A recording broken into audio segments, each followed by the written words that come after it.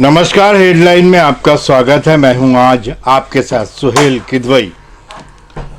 उम्मीद है कि सियासत से जुड़े लोग, पत्रकार, साहित्यकार और जो सियासत में रुचि रखते हैं वो चाय की चुस्कियों के साथ सुबह सुबह अखबारों की सुर्खियां पढ़ ली होंगी उन्होंने, और उन्हीं अखबारों की सुर्खियों पर चर्चा करने के लिए और छपी खबरों पर चर्चा करने के लिए हमारा ये विशेष कार्यक्रम, जो आप लोगों के प्यार और दुलार से काफ़ी बहुत ज़्यादा लोगों ने पसंद किया है, हाजिर है वो हेडलाइन। और इसमें हमारे साथ एक होते हैं जो खबरों पर चर्चा करते हैं, छपी खबरों पर चर्चा करते हैं, जो खबरें आम वायरल हो रही हों, किसी भी सब्जेक्ट से हों, उस पर चर्चा करते हैं।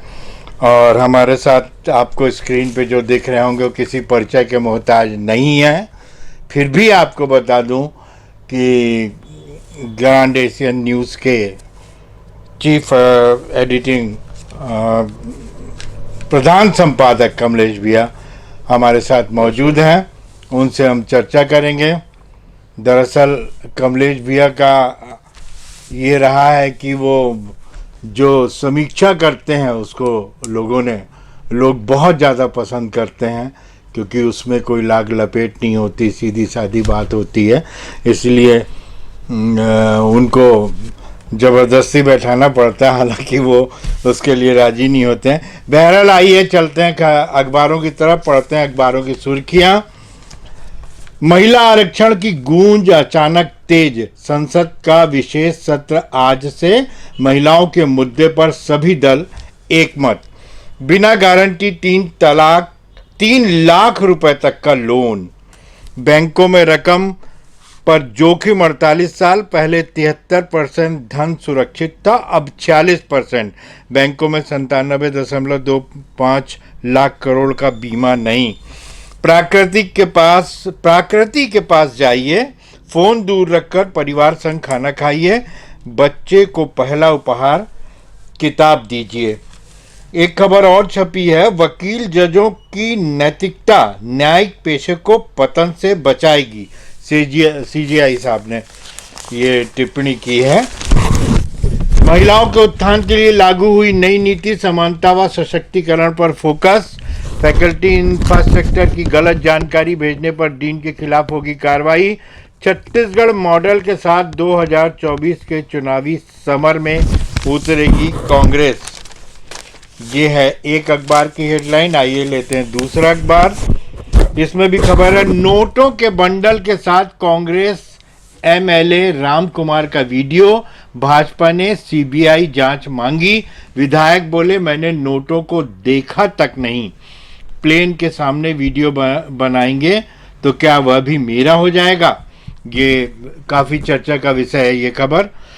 चुनाव आपस में लड़ाने का काम करता है, छत्तीसगढ़ में ऐसा नहीं होगा, भूपेश बघेल छत्तीसगढ़ के मुखिया ने कहा। छत्तीसगढ़ी ब्राह्मण समाज के बहुउद्देशीय परिसर का सीएम ने किया शिलान्यास। पैदल या साइकिल से नदी तक आते हैं, इसे पार कर ही पहुंच पाते हैं, ये भी प्रमुख खबरों में लगाया है। 65 से ज़्यादा विदेशी डेलीगेट पहुंचे, ठेठ छत्तीसगढ़ी अंदाज में स्वागत। ये सब हैं आज विशेष खबरें।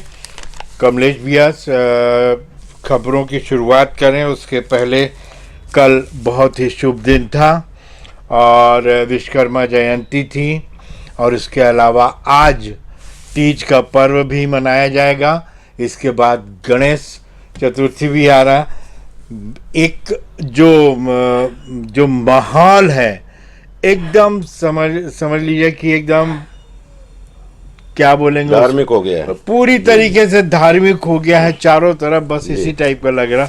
उस पर आपका देखिए, हर वर्ष 17 सितंबर को विश्वकर्मा जयंती होती है और तिथियां बदल जाती हैं, लेकिन विश्वकर्मा जयंती आदि शिल्पी कहा जाता है इनको।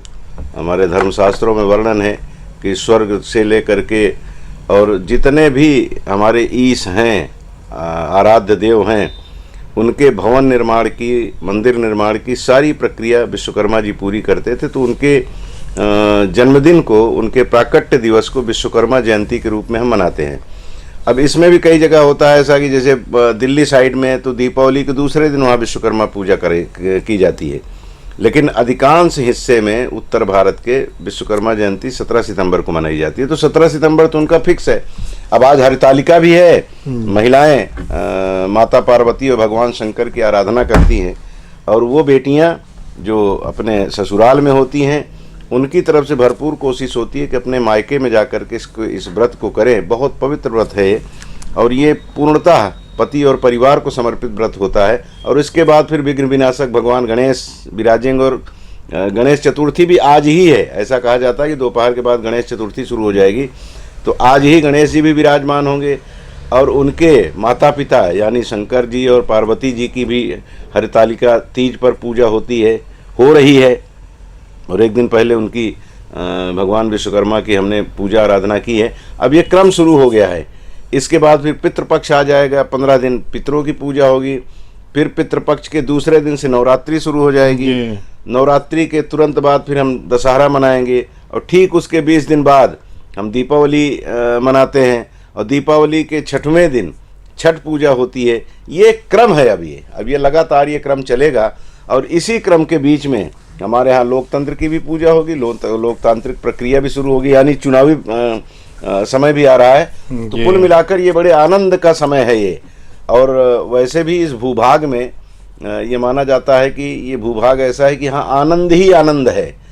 कोई भी, विशेष करके हिंदुओं में तो कोई ऐसा त्यौहार है ही नहीं जो गम का हो, दुख का कोई त्यौहार नहीं है। अब आप लोग जिस धर्म पे ईमान लाते हैं, इस्लाम धर्म में, उसमें एक पर्व है जो शोक के रूप में मनाया जाता है, लेकिन हिंदुओं में कोई ऐसा त्यौहार नहीं जो शोक के रूप में मनाया जाता हो। यहाँ सब आनंद के रूप में ही मनाया जाता है। तो ये अभी आनंद का क्षण है, धार्मिक माहौल है, और कई जगह अभी वो चल रहा है, भागवत कथा चल रही है। विश्वविख्यात कथावाचक देवकीनंद ठाकुर जी कटघोरा में प्रवचन कर रहे हैं, गरुड़ पुराण और श्रीमद् भागवत सुना रहे हैं। तो एक वातावरण बना हुआ है पूरे देश में अभी, और विशेष करके कोरबा में तो और अभी अच्छा एक वातावरण दिखाई दे रहा है, धर्म से जुड़ा हुआ। जी जी बिल्कुल भैया। और इसी खबर से जुड़ी मैं आपका एक विशेष टिप्पणी चाहूँगा जी कि ये सारे जो त्यौहार आ रहे हैं, सारे पर्व आ रहे हैं, साल में एक बार आते हैं, तो भगवान से किस तरह की प्रार्थना कर लें उससे चूके नहीं इंसान, ना कि दूसरे उसमें बिजी हो जाए आदमी या दूसरे स्तर पे। मतलब कितना मांग ले आदमी, कितना ज़्यादा गिड़गिड़ा ले, जितना भगवान से मांग ले। आप क्या कहना चाहेंगे उन लोगों को? देखिए, ये विषय तो धर्माचार्यों का है, जो कथा वाचन करते हैं उनका है, लेकिन एक साधारण सी बात है जो हम लोग दैनंदिन जीवन में महसूस करते हैं, या जो इसके जो मर्मज्ञ लोग हैं वो जब बताते हैं तो यही कहते हैं कि आपके भाव अच्छे हों। अगर आपका हृदय स्वच्छ है, आपके मन में मलिनता नहीं है दूसरों के लिए, आप जहाँ रहते हैं, जिस धरा पे रहते हैं, उसके प्रति आपके मन में समर्पण है, और आप ये मानते हैं कि आपके बुजुर्गों ने जो आपको रिवायत दी है, जो परंपरा दी है, जो संस्कार दिए हैं, वो सही थे, तो उसका अनुसरण हम जब करते हैं तो स्वाभाविक है कि विश्व बंधुत्व का भाव हमारे मन में उत्पन्न होता है। और उसमें फिर सभी जातियाँ होती हैं, सभी धर्म के लोग होते हैं, ऊंच नीच का भेदभाव नहीं रहता। तो कहा जाता है ना कि हम ब्रह्मास्मि, संस्कृत में एक शब्द है कि मैं ब्रह्म हूँ, तो हर व्यक्ति हम ब्रह्मास्मि है। अब अलग बात है कि उसी में फिर जैसे इस्लाम पे जो ईमान लाने वाले लोग हैं वो खुदा से ही खुद बना हुआ है, खुद मतलब स्वयं। वो भी हिंदू धर्म भी कहता है हम ब्रह्मास्मि, वो भी कहता है हम ब्रह्मास्मि, बस ये है कि खुदा के रूप में उसको बताया ना आपको, खुद और खुदा, खुद मतलब स्वयं, तो हम स्वयं ही ब्रह्म हैं। ये तो इस्लाम भी कहता है, यही सनातन भी कहता है, सारे धर्म यही कहते हैं कि हमारे अंदर ही ईश्वर का वास है। तो भाव की ज़रूरत होती है कि हमारे मन में अगर सुंदर भाव होंगे सबको लेकर के, क्योंकि सामने जो खड़ा हुआ है उसमें भी ईश्वर है, तो सीधी सी बात है कि जब हम अपने अंदर ईश्वर का वास पाते हैं तो सामने वाले में भी ईश्वर ही मानते हैं, तो हमारे मन में वो उससे एकाकार हो जाने का मन होता है। फिर ये कहता है वो रामचरितमानस में, सिया राम में सब जग जानी, करहूँ प्रणाम जोरी जुग पानी। ये पूरी सृष्टि, माता सीता और भगवान राम, हम एक दूसरे को मान ले, स्त्रियां जितनी हैं वो सब माता सीता हैं, पुरुष जितने हैं वो सब भगवान राम हैं। तो सीधी सी बात है कि किसी के मन में कोई बात दुराव छुपाव की आ ही नहीं सकती। तो ये तो संस्कार और संस्कृति है हमारी कि हम आपस में प्रेम से रहें, जिस वसुधा ने हमको अपनी गोद दी है, जिस धरती ने हमें पाला है, जिस आसमान ने हमको सब कुछ दिया है, उसके प्रति जो हमारा दायित्व है, उस दायित्व का निर्वहन करते रहें, प्रकृति के नज़दीक रहें। ईश्वर अपने आप हमारे अंदर हैं, और वो जो प्रस्फुटित होता है हमारा वो भाव, तो समाज में एक अच्छा संदेश जाता है। और जो इस विचार के होते हैं कि कुछ नहीं यार, सब ये बेवकूफ़ी की बातें हैं, कुछ नहीं, ये धर्म वर्म सब बेवकूफ़ बनाने का काम है, तो नशा है, तो अफीम है, इस तरह की बातें जो लोग कहते हैं बहुत आती हैं। तो वो इस तरह की बातें कहने वाले खुद को मूर्ख बनाते हैं, किसी और को नहीं, क्योंकि हम प्रकृति के बिना अधूरे हैं। प्रकृति मतलब ईश, सीधी सी बात है, उसको शार्ट में अगर कहा जाए तो हमारे मन में एक ही भाव रहे कि हम स्वयं ठीक रहे, तो हम स्वयं ठीक हैं, यानी ब्रह्म ठीक है। ब्रह्म ठीक है मतलब पूरा जगत ठीक है। इस भाव से हम चलते हैं, यही भाव हमको बुजुर्गों ने बताया है, और इसी भाव पे अमल करते हुए सब आए हैं, और हमें भी आगे चलते रहना चाहिए।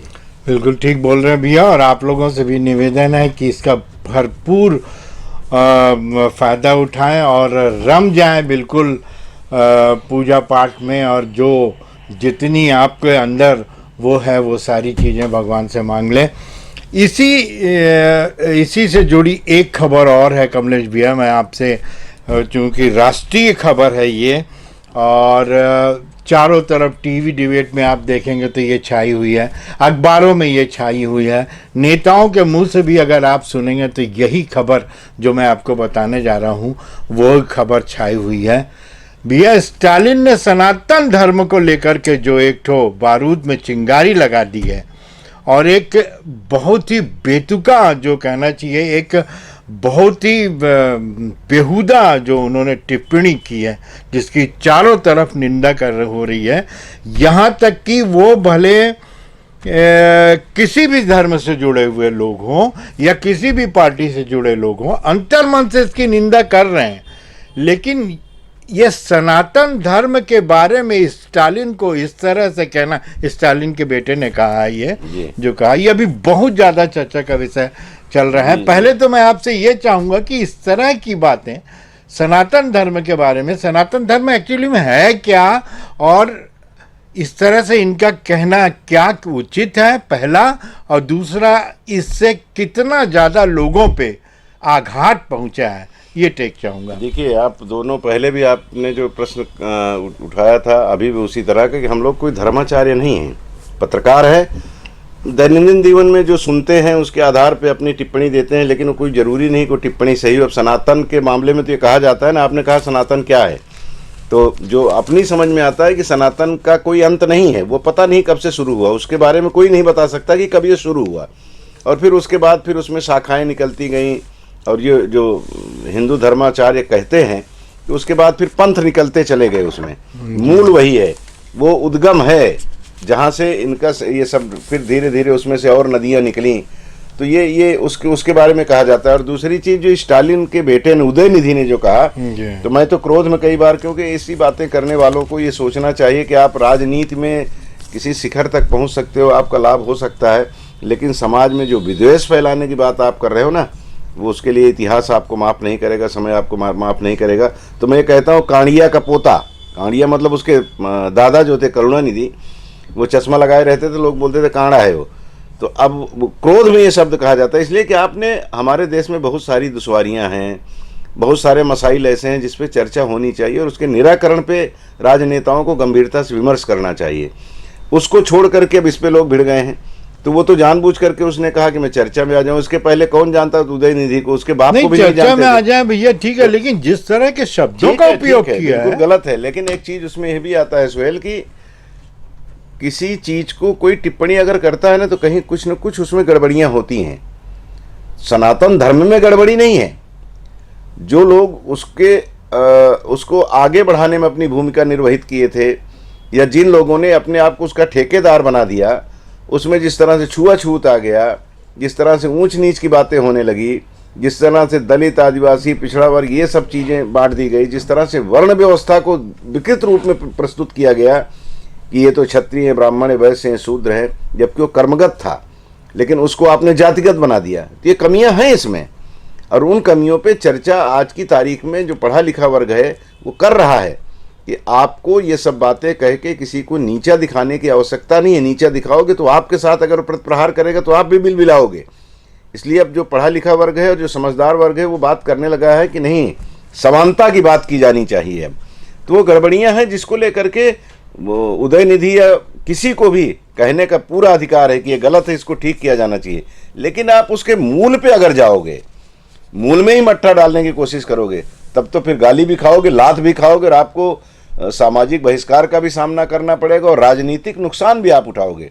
तो जो लोग इनका साथ दे रहे हैं अभी, वो उनको भी इस बात को विचार करना चाहिए कि किसी धर्म को मानने वालों को, किसी की आस्था को चोट पहुंचाने का अधिकार किसी को भी नहीं है। किसी भी धर्म की बात कर रहा हूं मैं, सनातन की नहीं।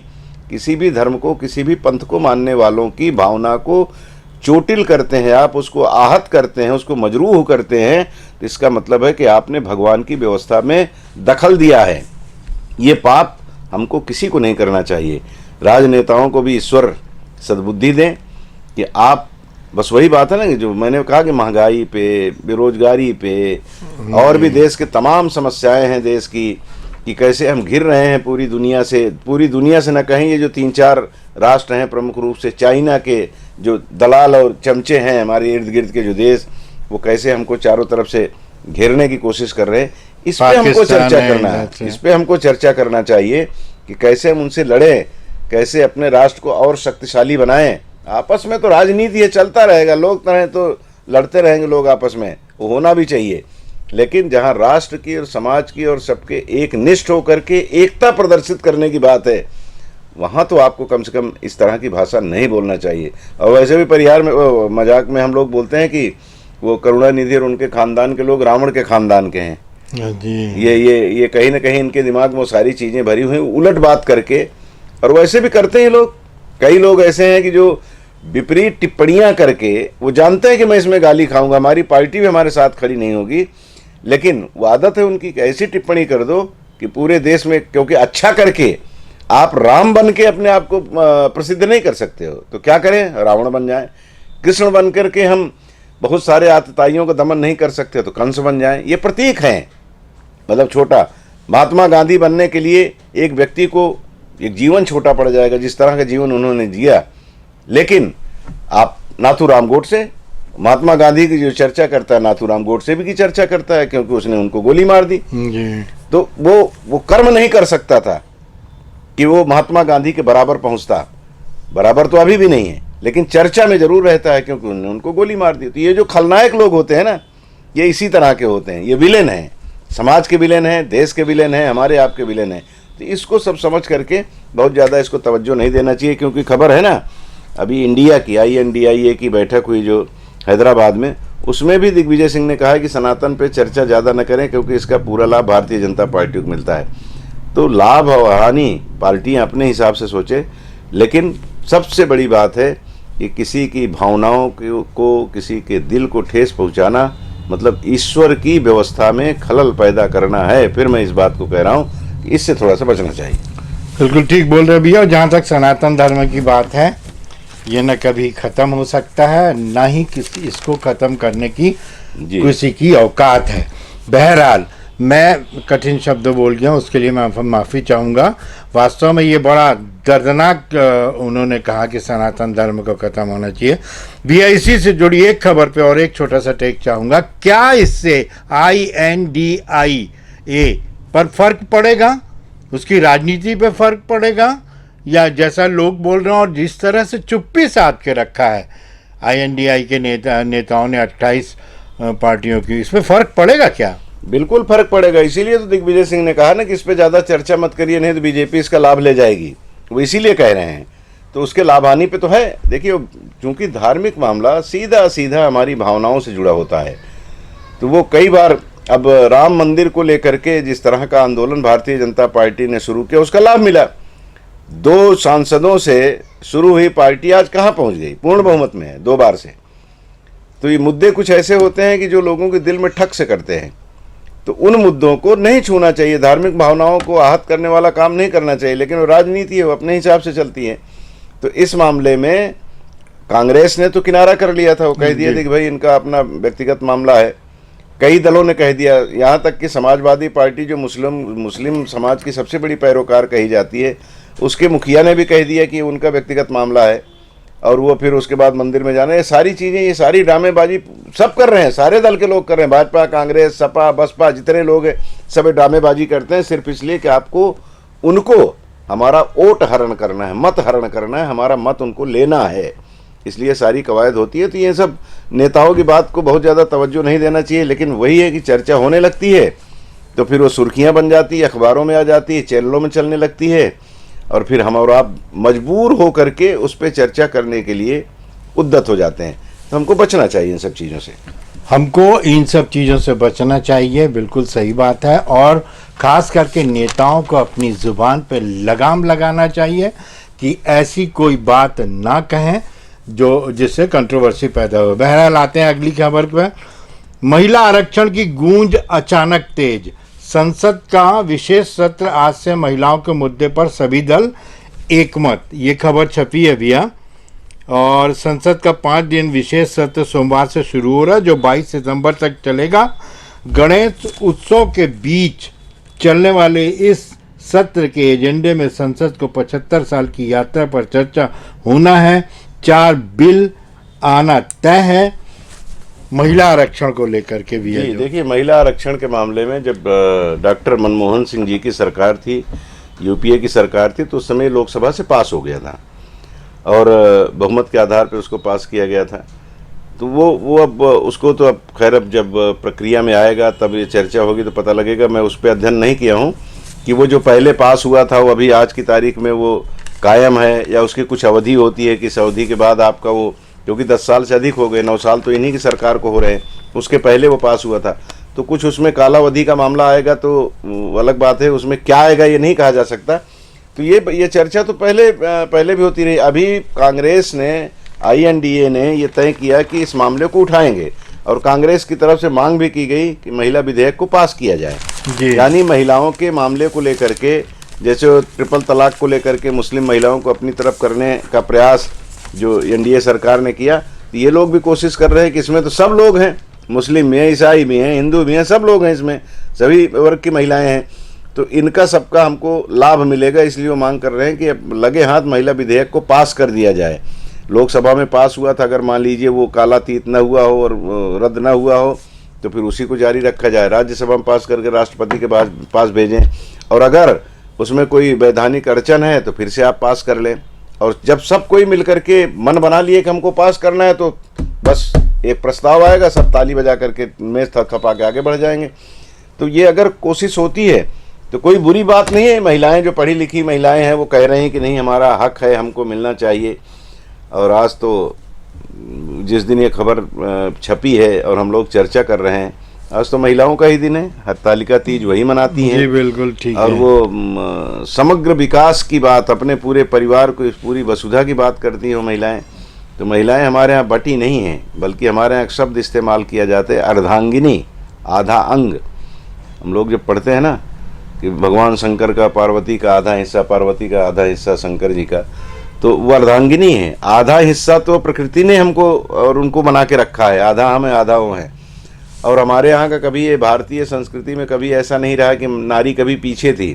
ठीक है, कालखंड ऐसा आया जिसमें महिलाओं को थोड़ा सा पर्दा करना पड़ा और ये सारी चीज़ें रही, वो एक अलग मुद्दा होता है, लेकिन जिसके कारण उनको थोड़ा सा पर्दे के पीछे आना पड़ा।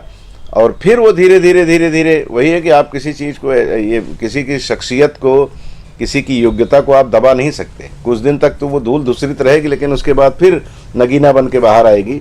तो वैसे ही महिलाओं का मामला है, ये कभी धूल दूसरित नहीं रही हैं। थोड़ा सा बताया ना कि थोड़ा सा एक कालखंड था, नहीं तो हमारे यहाँ आप अगर इतिहास का आप देख लें तो हमारे देश में रानी दुर्गावती भी रानी थी, रजिया सुल्तान भी रानी थी, और इन्होंने बहुत अच्छा शासन चलाया था। बहुत सारे उदाहरण, कितने का नाम लें, तो ऐसा कभी नहीं रहा कि वो पीछे थी।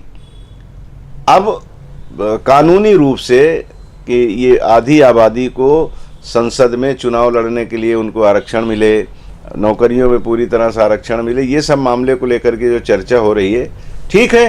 अगर उसको ये चाहती हैं कि सामाजिक रूप से, तो उनको पूर्ण अधिकार है, वो तो मालकिन है घर की। और जिस उम्र में हम और सुहेल हम लोग हैं, इस उम्र में तो हमारे पास कुछ नहीं रहता, सब कुछ उन्हीं के पास रहता, रोज मांगना पड़ता है कि पेट्रोल का पैसा दे दो। तो मालकिन वही हैं, हम लोग तो वो बस कमा के लाओ, और या जो हमारे पास बचा हुआ है तो ये तो हमारी व्यवस्था पहले की थी। प्रयास में हम भले कहें, वो गृह स्वामिनी जो होती है, उस शब्द ही कितना प्यारा है, गृह स्वामिनी, घर की मालकिन। तो जो मालकिन है उसको कुछ मांगने की जरूरत नहीं है, वो तो सब उसका है। बावजूद इसके कानूनी रूप से अगर उसको कहा जा रहा है तो उसको अगर सारी सरकारें, सारी पार्टियां एक मतेन निर्णय ले लेती हैं तो अच्छी बात है, और 2023 का तोहफा होगा महिलाओं को ये। जी बिल्कुल, उसमें सार्थक चर्चा होने की जरूरत है जी। और जो वोट प्रतिशत भी अगर देखा जाए तो महिलाओं का भी भैया कम से कम नहीं 45% तो इनका आधा माना जाता है। हाँ। लगभग है वो। लगभग आधा माना जाता है। और आज की महिलाएं कहाँ नहीं जा रही हैं, क्या नहीं कर रही, सरहद पर हैं। और आप अगर देखेंगे पूरे उसमें तो महिलाएं बढ़ चढ़ के हिस्सा चल रही, पूरी संस्था चला रही हैं और अग्रणी है उस पर।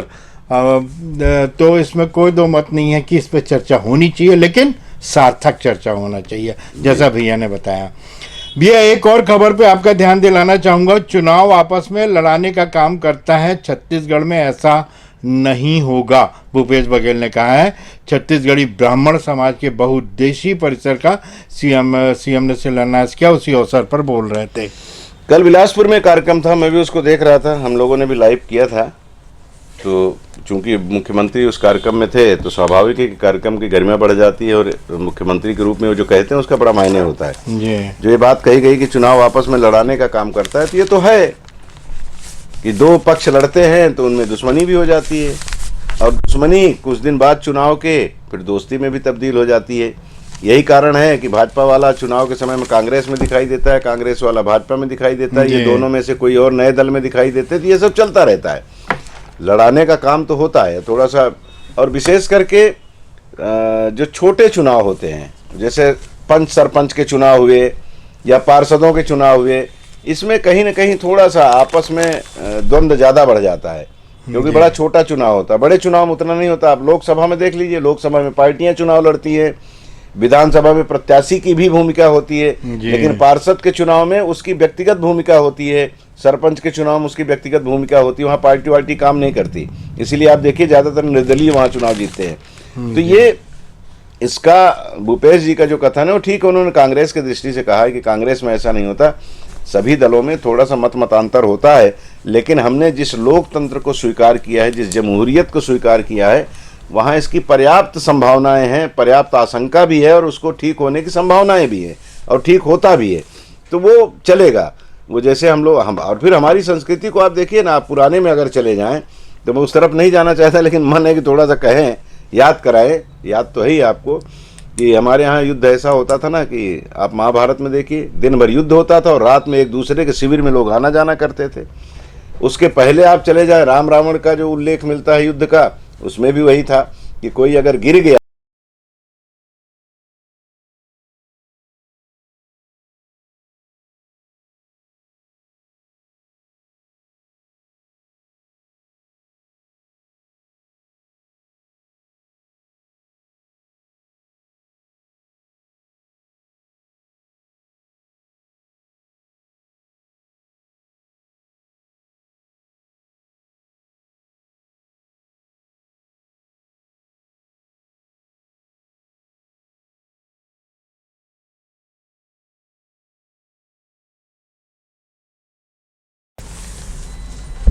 हाँ भैया शुरू करें, बताएं। एक मिनट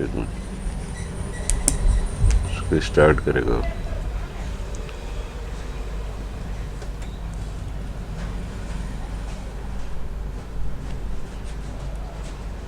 सिस्टम चालू करेगा फिर। ये है मेहरबानी बिजली विभाग की, हमारे यहाँ आपके बीच में व्यवधान पैदा करना उन्होंने अपना जन्मसिद्ध अधिकार बना लिया है।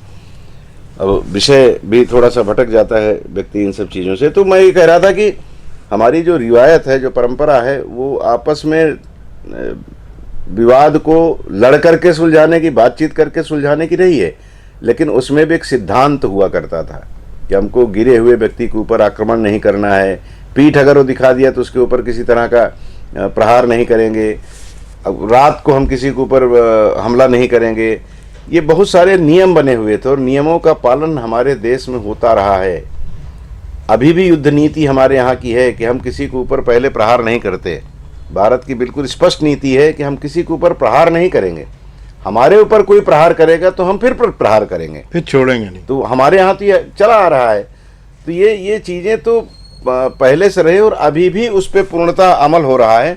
तो ज़रूरत बस ये है कि राजनेताओं के मन में वो जो भाव रहे कि राम भी बहुत बड़े नेता थे, राजनेता थे, लोक नेता थे, भगवान कृष्ण भी बहुत बड़े लोक नेता थे। अब और भी धर्मों की बात करें, पंथों की बात करें, तो मोहम्मद साहब भी बहुत बड़े लीडर थे। क्योंकि एक व्यक्ति जो शुरू करता है जीरो से और उसके बाद उसकी दुनिया बढ़ती चली जाती है, तो कितनी सुंदर संरचना उनकी। गौतम बुद्ध को देख लीजिए, जैन समाज के प्रवर्तक को देख लीजिए, सिखों के जो गुरु रहे हैं 10 उनका देख लीजिए कि कैसे उनके पीछे लोग चलते गए। ईसा मसीह को, ये लोग भी लीडर थे। आज उनको हम लीडर कह दें, जैसे एक तो गाना आता है कि वो धार्मिक गाना गणेश के पप्पा, तो अजीब लगता है क्योंकि हम आज की भाषा में पापा बोल देते, तो गणेश के पिताश्री कह सकते हैं, जनक कह सकते हो, अच्छा लगता है। लेकिन पप्पा, तो वैसे ही इन लोगों को हम लीडर कहते हो तो अजीब लगेगा, लेकिन थे तो ये लीडर ना। उनको अंग्रेजी में लीडर ही कह लें, नेता कह लें हिंदी में, या ये कह लें कि पथ प्रदर्शक थे हमारे। पथ प्रदर्शक, तो वो शब्दों का चयन कैसे समय समय पे बदलता है, ये उस पे उसकी बात नहीं करके सीधा सीधा ये कि राजनीति हमारे यहाँ जिस रूप में पहले थी आज भी है, लेकिन थोड़ा सा विकृतता तो आई है। और इसको दुरुस्त करने की भूपेश बघेल जी की, नरेंद्र मोदी जी की, योगी जी की, नीतीश जी की, जो भी लोग आज की तारीख में अपने अपने सूबे के मुखिया हैं या जो देश की सरकार चला रहे हैं, इनकी सबकी भी जिम्मेदारी, और उस जिम्मेदारी का निर्वहन होता भी है सोहेल कि हम मुलायम सिंह यादव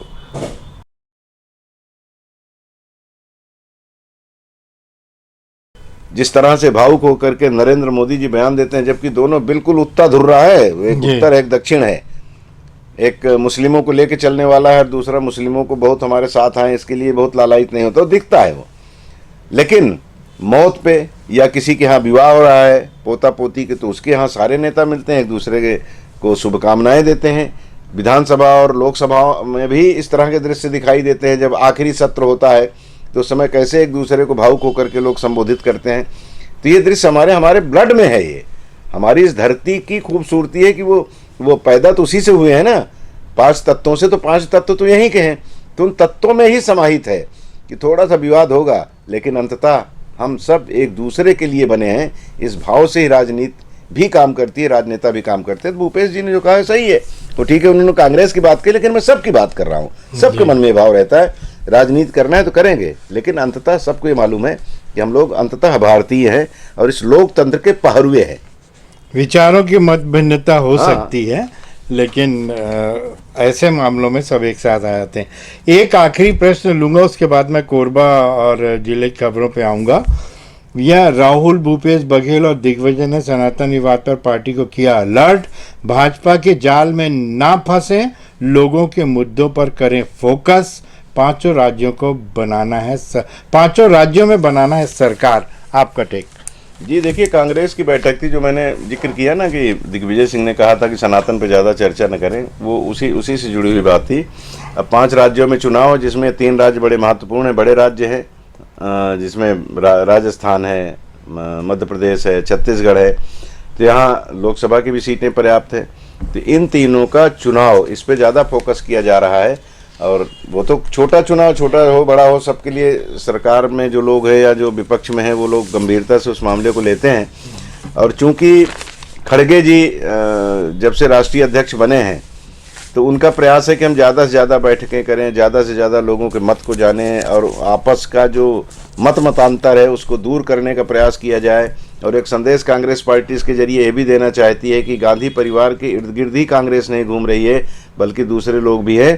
तो आपको अभिव्यक्ति की स्वतंत्रता हमारे यहाँ भी है, तो आप सारी बातें वहाँ खुल करके करिए। बताइए कि कैसे पार्टी को पुनर्जीवित किया जाए। पुनर्जीवित शब्द मैं इसलिए कह रहा हूँ कि एक समय वो था कि पूरे भारत में कांग्रेस का शासन था, लेकिन आज स्थिति उसके उलट है। भारतीय जनता पार्टी इस समय काफ़ी बड़ी तादाद में विधायकों को और सांसदों को लेकर के विधानसभाओं में और लोकसभा में है। तो उनको पुनर्स्थापित करने के लिए, अपनी पार्टी को पुनः पहले जैसा वैभव हासिल करने के लिए, उस तरह का माहौल बनाने के लिए जो विचार विमर्श करके, नीर चीर विवेचना करके अपनी कमियों को दूर कैसे किया जाए, उसको दूर करके अच्छाई कैसे लागू किया जाए, कैसे लोगों के दिलों में कांग्रेस को फिर से पैवस्त कराया जाए, इस सब पे विचार विमर्श करके इन लोगों ने निर्णय लिया है कि हमको इस तरह की बातें नहीं कहनी है कि पार्टी को उससे लाभ की बजाय नुकसान हो जाए। तो उनका टारगेट तो है ये 5 राज्य जो हैं, इन 5 राज्यों को सेमीफाइनल कहा जा रहा है लोकसभा चुनाव से पहले। तो यहाँ के परिणाम लोकसभा के परिणाम को प्रभावित करेंगे, ये मान करके कांग्रेस भी अपनी तरफ से पूरी कोशिश कर रही है। बिल्कुल ठीक भैया। आते हैं अब स्थानीय समाचारों पर। महिलाओं की अधिक संख्या वाले कार्यालय में खोले जाएंगे झूला घर। मांड नदी के किनारे कोरबा के 3, रायगढ़ के 4 नए कोल ब्लॉक खोलने की तैयारी भी है, इस पर भी चर्चा करेंगे। कोयला खदानों से ओवरबर्डन के बेकार पड़े पत्थर कर देंगे मालामाल, ये खबर छपी है। घर से नहाने गए 3 बच्चों में से एक डूबा, नदी में खोजबीन जारी, ये भी खबर है बांगो से। रायपुर से इमरजेंसी में आया थर्मल ड्रोन कैमरा, दंतैल को लेकर कर पूरी रात की गई निगरानी, ये भी एक बहुत बड़ा समाचार है। 1 हफ्ते में 4 की जान ले ली। किसी संगठन ने नहीं, कुछ लोगों ने लगाई याचिका। रेड्डी अधिकारियों और कर्मचारियों को रिश्ते पर दरार डालने का प्रयास। दूसरे खबरों ने जो हेडलाइन छापा है वह है भगवान की पूजा छूट जाए पर पितरों की पूजा नहीं छूटनी चाहिए। देवकी नंदन स्टेडियम ग्राउंड हाई स्कूल परिसर कटघोरा में श्रीमद् भागवत कथा ज्ञान यज्ञ कथा सुनने बड़ी संख्या में पहुंचे श्रोता। दूसरी खबर है बांगो बांध 82.68% भराव, बारिश नहीं हुई तब भी अगले साल पानी की कमी नहीं होगी। जूनियर इंजीनियर से मारपीट, शासकीय कार्य में बाधा और बलवा का केस दर्ज। दफ्तर में बैठकर मूल्यांकन, सब इंजीनियर निलंबित। विधायक की शिकायत पर 2 साल चली जांच, बिना स्थल निरीक्षण के तकनीकी मंजूरी दी थी। 42 दंतैल हाथियों ने रौंदी धान की फसल, दंतैल पड़ला पहाड़ में। स्वास्थ्य सेवा में बढ़ोतरी, मरीजों को मिलने लगा बेहतर इलाज।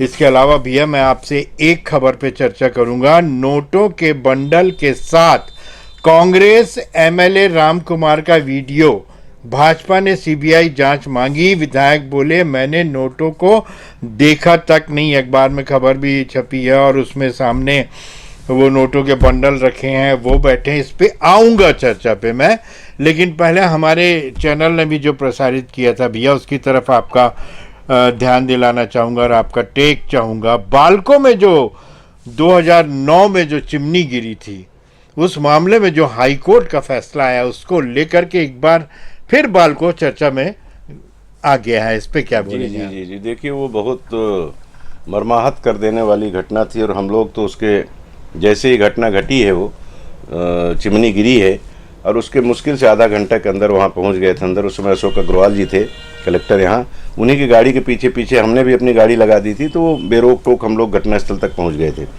वो जो दृश्य था आंखों के आगे आता है तो बड़ी बड़ी पीड़ा होती है। कैसे वहाँ कर्मचारी बिलख रहे थे, जिनको चोट लगी थी, जो दब गए थे, उनको खोजने के लिए जो यत्न किए गए थे, सब आंखों के सामने वो पूरा दृश्य आज भी जब उसकी चर्चा होती, ध्यान उधर जाता है तो दिखने लगता है।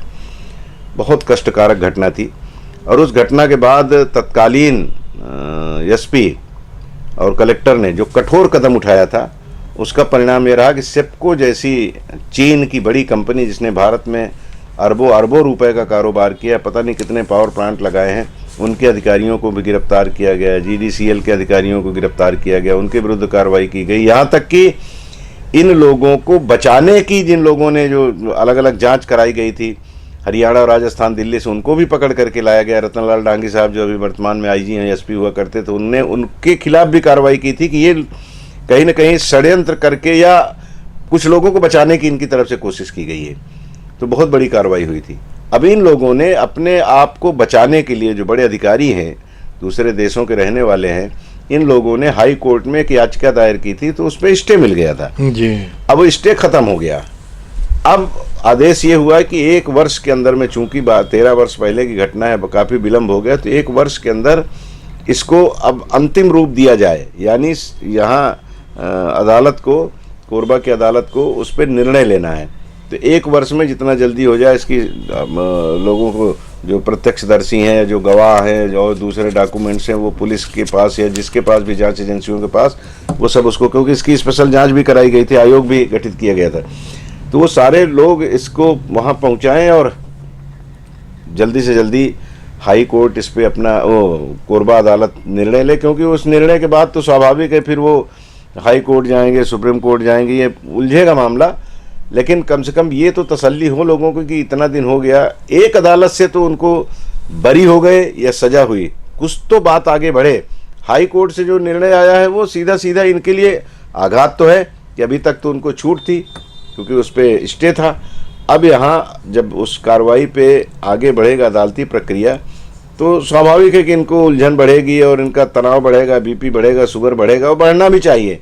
40 लोगों की मौत के जिम्मेदार जो लोग हैं उनको तो अब कानून में क्या प्रावधान है, क्योंकि सीधे सीधे कोई हत्या तो नहीं है, 304 वगैरह जो लगा है उसमें, उसके तहत इनको कठोर सज़ा का जितना भी प्रावधान होगा, अधिकतम इनको सज़ा मिलनी चाहिए। ये मुझे लगता है कि उस समय जो प्रत्यक्षदर्शी थे या जिन लोगों ने अपनों को खोया है, वो जो दूसरे राज्यों से आकर के यहाँ रोजी रोटी कमा रहे थे, कई लोगों को तो कई दिन तक यहाँ उनकी लाश मरचुरी में पड़ी रही, उनके परिचित लोग आ ही नहीं पाए, पता ही नहीं लगा कि कौन से गांव के रहने वाले थे। कुछ लोग तो ऐसे थे उसमें जिनके माता पिता का निधन हो गया था, अकेले थे अपने परिवार में, वो आके यहाँ नौकरी कर रहे थे। तो ऐसे लोगों की, वो सब भारतीय थे, उनकी मौत का जो भी जिम्मेदार है उसको कानूनन कठोर से कठोर सज़ा मिलनी चाहिए। ये मैं ही नहीं, मुझे लगता है आपके भी दिमाग में बात आती होगी, दिल में बात आती होगी कि ऐसे लोगों को सज़ा मिले तो आगे फिर लापरवाही नहीं होती। वो तो लौटेंगे नहीं जो चले गए इस दुनिया से, लेकिन दूसरे लोगों के लिए एक सबक होता है कि अगर हमने भी लापरवाही की और ऐसा कोई ईश्वर न करे हादसा हो गया तो हमें भी वैसे ही सज़ा भुगतनी पड़ेगी जैसे पहले वालों ने भुगता है। तो ऐसी इस पे हमें लगता है कि कानूनी जो व्यवस्था है उसमें इन लोगों को सज़ा अवश्य मिलेगी। वो एक सबक होगा प्रबंधन के लिए।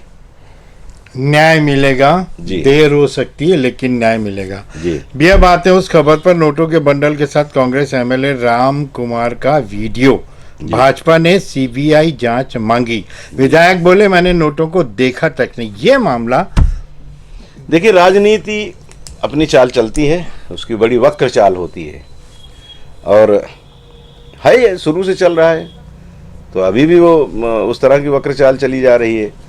तो अब इसमें तो ये जांच होगी तो पता लगेगा। जैसे भूपेश बघेल जी ने कहा कि नोट की तरफ देख नहीं रहे हैं, वो नोट वहाँ पे रखा गया कि बाद में, पहले से रखा गया था कि बाद में रख दिया गया, क्योंकि ना कोई लेने वाला उस पर कुछ कह रहा है, ना देने वाला कुछ कह रहा है, कोई चर्चा ही नहीं है उस पर। तो कहीं ये प्रायोजित तरीके से तो नहीं किया गया, क्योंकि घर भी उनका नहीं है।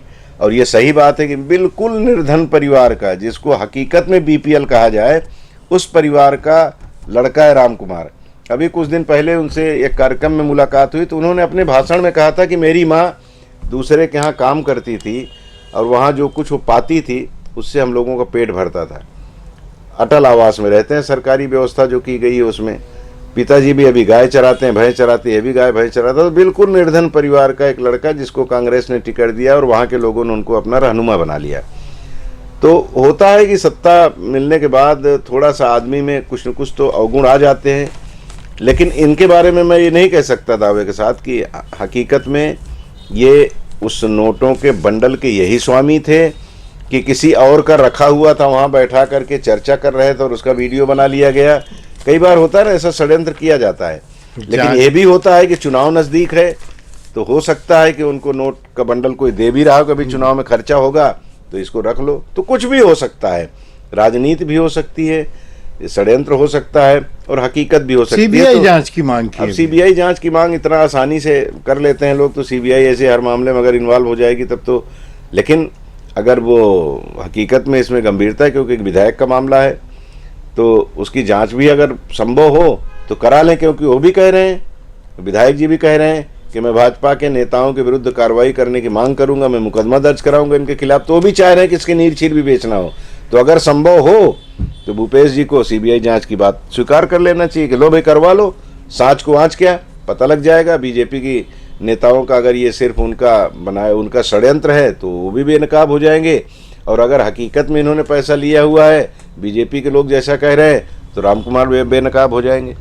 तो ये जांच का विषय है, लेकिन ये हकीकत है कि कई बार यह भी होता है ना, हम लोग भी उस तरह के षड्यंत्र का शिकार। रामकुमार यादव इसलिए नहीं बोल रहा हूँ, कई बार लोग ऐसा बोल देते हैं, क्योंकि वो एक विधायक है, साधारण परिवार का व्यक्ति। तो कई बार ऐसा होता है कि जो बड़े लोग होते हैं ना, उनके बड़े टखने होते हैं, डखने होते हैं, बड़े पंख होते हैं, तो पता नहीं कहाँ किसको कैसे लपेट लें। और वो एक तो बड़ी पुरानी कहावत हम लोगों को बचपन में सुनाई जाती थी, गरीब की बिटिया रोटी का स्वप्न देखे। क्या बात। क्योंकि हकीकत में तो उसको कम रोटी दिखाई देती, तो वो बेचारी अपनी क्षुधा शांत करती है सपने में। तो ये गरीबों के साथ होता है, थोड़ा सा जो आर्थिक रूप से कमजोर है ना, स्वाभिमानी होते हैं, लेकिन अर्थ की व्यवस्था जो है ना, या आर्थिक पक्ष जो है, वो कहीं ना कहीं उसकी उस कमजोरी पे हावी हो जाता है। ऐसा भी होता है कई बार, तो उनके साथ हुआ हो, मैं ऐसा नहीं कह रहा हूँ, लेकिन कभी कभी ऐसा होता है कि एक बार कोई चीज़ ऐसी मिल जाती है ना, तो आदमी को मन में लालच स्वाभाविक है। जी जी। फिर मैं कह रहा हूँ कि मैं ये दावा नहीं करता कि वो सही है कि गलत है, वो तो जांच में पता लगेगा, लेकिन ऐसा होता है। कुल मिलाकर इसका मैं ऐसा समझता हूँ कि जब ये बात निकली है तो फिर इसकी जांच हो जानी चाहिए, और जांच करके उसकी नीर विवेचना करके लोगों के सामने लाना चाहिए कि गलती किसकी हुई है, और क्या इस हकीकत में षड्यंत्र है या हकीकत में उन्होंने पैसा लिया था। इस तरह की चर्चा करने में कमलेश भैया के साथ बहुत मजा आता है, बहुत अंदर तक जाते हैं, लेकिन समय हमको इजाज़त नहीं दे पा रहा है, इसलिए दूसरी खबर पे आ जाते हैं। मांड नदी के किनारे कोरबा के 3, रायगढ़ के 4 कोल ब्लॉक, नए कोल ब्लॉक खोलने की तैयारी, ये खबर छपी है भैया। जिले में कोयले का अकूत भंडार है, यही वजह है कि कोरबा व रायगढ़ जिले में 11 नए कोल खदान शुरू करने की तैयारी है। बहुत दिन से इस पे चर्चा चल रही है। इस पे तो यह भी हुआ कि हाथी का अभ्यारण्य स्थल काफ़ी बड़ा चिन्हित किया गया था भाजपा शासनकाल में। फिर भूपेश बघेल जी भी उस आंदोलन में, जो लोग शामिल थे, जो एनजीओ शामिल थे, उनको भी, भूपेश बघेल जी उस समय भारतीय कांग्रेस के प्रदेशाध्यक्ष थे, तो उनकी तरफ से ये रहता था कि भाई आप लोग इसको करें, और काफ़ी उन्होंने इसको लेकर के संघर्ष भी किया। अब चूंकि वो स्वयं इस सरकार के मुखिया हैं, तो उसको इसमें कई कंट्रोवर्सी है। उसके क्षेत्र को सीमित कर दिया गया, और फिर कुछ जगह अनुमति दे दी गई। फिर ये कहा गया कि राजस्थान सरकार सोनिया गांधी जी से, राहुल गांधी जी से मिलकर के इनके ऊपर दबाव बनाने, गहलोत जी खुद आ गए थे, तो वहाँ पाले गलमा वाले मामले में काफ़ी बड़ा आंदोलन लोगों ने किया, विरोध किया कि नहीं, इसका विस्तार नहीं होना चाहिए। और फिर इसी बीच में खबर आती है कि नहीं, नए कोल ब्लॉक आवंटित कर दिए गए हैं, इसका काम शुरू हो रहा है। तो कुल मिला के अभी ये गड्ढ वाली खबर है। अभी ये खबर जो छपी है, किसी अखबार ने छापा है, तो उनकी अपनी उनके जो अपने सोर्स होंगे, सूत्र होंगे, उन्होंने जानकारी जो दी है उसके आधार पर ये खबर लगाए हैं। लेकिन मैं इसको ये नहीं कह सकता कि अभी ये हकीकत में ऐसा है कि कोल ब्लॉक खोलने की तैयारी। तो तैयारी का क्या मतलब है? तैयारी तो शुरुआत होती है इनिशियल स्टेज पे, और एक तैयारी होती है कि बिल्कुल अब खदान का काम शुरू होने जा रहा है, पेड़ कटेगा और उसके बाद वहाँ मशीनें उतरेंगी, फटाफट ओवरबर्डन हटाया जाएगा, और फिर वो कोयला का वहाँ से निकासी शुरू हो जाएगी, तो फिर वहाँ से परिवहन शुरू हो जाएगा। एक वो स्टेज होता है, उसको भी तैयारी ही माना जाता है। तो अब वो तैयारी किस रूप में है, ये तो प्रशासनिक अधिकारियों से ही पता लगेगा। लेकिन जो प्रकृति प्रेमी है वो कहते हैं कि यहाँ पे और खदानों को खोलना प्रकृति का संहार करने के जैसा है। हम अपनी पीढ़ियों को बर्बाद कर डालेंगे अगर और खदानें खोलेंगे। दूसरा पक्ष उसका ये आता है कि इन वृक्षों को जितना हम काटेंगे उससे ज़्यादा लगाएंगे, और जो वहाँ से कोयला निकलेगा उससे हमारे प्रदेश का और देश का विकास होगा और नए लोगों को रोजगार मिलेगा। तो सबके अपने अपने तर्क हैं, प्रकृति के प्रेमियों के अलग तर्क हैं, और जो विकास के पक्षधर हैं उनका अलग तर्क है। तो इस तर्क कुतर्क के बीच में, और हमें आपको बस एक बात का ख्याल रखना होगा कि प्रकृति की रक्षा हम जितना कर पाएँ अपने स्तर पे करें, और साथ ही ये भी ध्यान में हमको रखना पड़ेगा कि जो हमारी व्यवस्था है उस व्यवस्था के अनुरूप एक बीच में सर्वे हुआ था, मैं उसको अक्सर चर्चा करता हूँ, राजनेताओं के बीच में भी इस बात को ले जाता हूँ, और आप भी ले जाइए। एक सर्वे हुआ था आज के 3 साल पहले कोरोना काल में, जिसमें ये पाया गया जिन क्षेत्रों में, जिन जिलों में कोयला की खदानें हैं वहाँ का सर्वे हुआ, और सर्वे में पाया गया कि कोरबा पे भी स्पेशली कि 2050 तक कोरबा में न तो खदानें होगी कोयला की, न यहाँ पावर प्लांट इस स्वरूप में दिखाई देंगे। खदानों का कोयला या तो ख़त्म हो जाएगा या फिर कोयले का इस्तेमाल ही बंद हो जाएगा। क्योंकि कार्बन उससे जो पैदा होता है उसको लेकर के पूरी दुनिया में चर्चा चल रही है। और उसके लिए अब सब्सिडी भी दी जाती है, जो लोग भूसा पे बनाते हैं, भूसा आधारित पावर प्लांट लगा रखे हैं। और इसके साथ ही पावर प्लांटों को हो सकता है कोयला रहे, लेकिन पावर प्लांट जो आज कोयले पे आधारित हैं, कोयले से चल रहे हैं, वो पावर प्लांट की स्थिति बदल जाए, सौर ऊर्जा पे आ जाए या यूरेनियम का इस्तेमाल होना शुरू हो जाए, तो ऐसी स्थिति में कोयले का वो कम हो जाएगा। और जब ये स्थिति बनेगी तो कोरबा तो शून्य हो जाएगा। तो कोरबा के लोग क्या करेंगे? 2050 मतलब आज के 26-27 साल बाद का जो दृश्य है, यानी हमारे बाद की जो पीढ़ी है, उसके लिए कोरबा क्या होगा? बंजर हो जाएगा। तो क्या किया जाए, ये शोध था। आज के नेताओं से यही सवाल हमको आपको पूछना है कि आप नाली, सड़क, इसकी सबकी तो खूब बात करते हो, भविष्य क्या है कोरबा का? भविष्य क्या है छत्तीसगढ़ के इस हिस्से का? कैसे लोग यहाँ के जिएंगे? आप उसकी क्या प्लानिंग है आपकी, उसके बारे में बताइए। क्या यहाँ पे ऐसे कोई संसाधन या ऐसी कोई व्यवस्था की जा सकती है कि लोग उसके कारण पर्यटक आए, पर्यटन का क्षेत्र बढ़े, विकसित हो, और लोग आकर के यहाँ के लोगों की जो जीविकोपार्जन की जो व्यवस्था है वो निरंतर जारी रहे? उस पर विचार करने की ज़रूरत है। राजनेताओं से ये चूड़ी और क्या बिछिया, दारू, मुर्गा बहुत मांग लिए, अब इस पर भी जरा चर्चा करना शुरू कर दीजिए कि हमारी आगे वाली पीढ़ी को, हमारे नाती पोतों को हम क्या कोरबा दे के जा रहे हैं, और राजनेताओं के जहन में उसको लेकर के क्या प्लानिंग है, उस पर बात करेंगे तो मुझे लगता है कि इसका भी उत्तर मिल जाएगा, कोल ब्लॉक खुल रहे हैं कि नहीं खुल रहे। बिल्कुल सही बात कहा भैया ने, और भैया ने जो अपना दर्द बयां किया है, और इसके अलावा कहा है कि आप भी पूछिए, ये जिम्मेदारी आपके ऊपर भी छोड़ा है कि आप आने वाले अपने जो जनरेशन है उनको जवाब क्या देंगे। एक छोटी सी हमको कहानी याद आ रही कि जंगल में आग लगी थी, सब जानवर भाग रहे थे। एक चिड़िया चोंच से पानी ले जा करके उस आग के ऊपर डाल रही थी। जानवर हंसने लगे। वो बोले कि तुम अगर चोंच से पानी डाल रही उससे क्या हो जाएगा? तो बोली बहुत कुछ हो जाएगा। जब इतिहास लिखा जाएगा तो मेरा भी नाम उसमें होगा। तो तुम्हारा नाम भागने वालों में लिखा जाएगा, मेरा नाम आग बुझाने वालों में लिखा जाएगा। कमलेश भैया का दर्द यही है, इसलिए उन्होंने ये बहुत आसान भाषा में आपके ऊपर ये जिम्मेदारी छोड़ी है कि आप अपनी आने वाली जनरेशन के बारे में क्या सोचते हैं, और ये आपको सोचता है। बहरहाल समय हमको इजाज़त नहीं दे रहा कि हम आगे बात करें। बहुत मन करता है जब भैया बैठते हैं बात करने से, इसके बारे में भी बात कर लो, उसके बारे में भी बात कर लो। तो अब हेडलाइन में आज बस यहीं तक। अगली बार हम फिर हाजिर होंगे और किसी नए मेहमान, नई चर्चा के साथ। तब तक के लिए इजाज़त दीजिए। नमस्कार। नमस्कार।